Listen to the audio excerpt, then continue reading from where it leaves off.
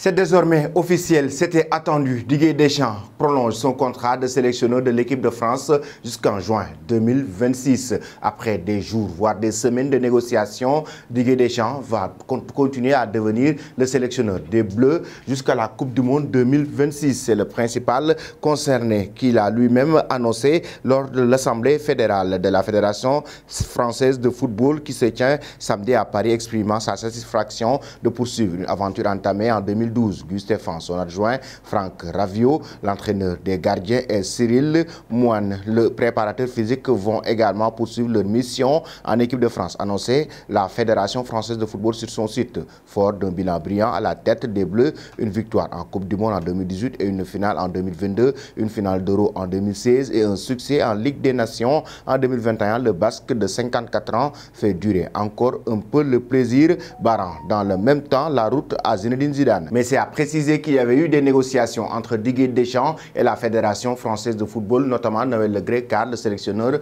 des Bleus a voulu un contrat de 4 ans, pas de 2 ans. Et les deux parties ont finalement trouvé un consensus pour que Didier Deschamps reste sélectionneur. Cette durée était le principal point de divergence entre Deschamps et Noël Le Graët. Le patron de la Fédération française de football voulait absolument poursuivre l'aventure avec l'ancien milieu de terrain.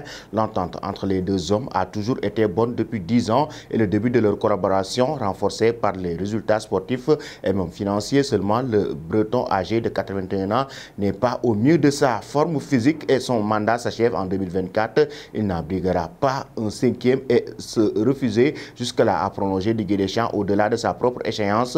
Après leur aventure en Bretagne à la fin de l'année 2022, ils se sont finalement rapidement mis d'accord, parlant à peine de salaire. L'important était surtout sur la durée du contrat. Jean-Pierre Bernès a alors pris la suite en rencontrant Noël Le Graët ce jeudi pour régler les détails de ce contrat. En une demi-heure, le lendemain, Deschamps n'avait plus à s'opposer à sa signature. Selon vous, chers amis, la Fédération française devait-elle prolonger Didier Deschamps comme sélectionneur de l'équipe de France?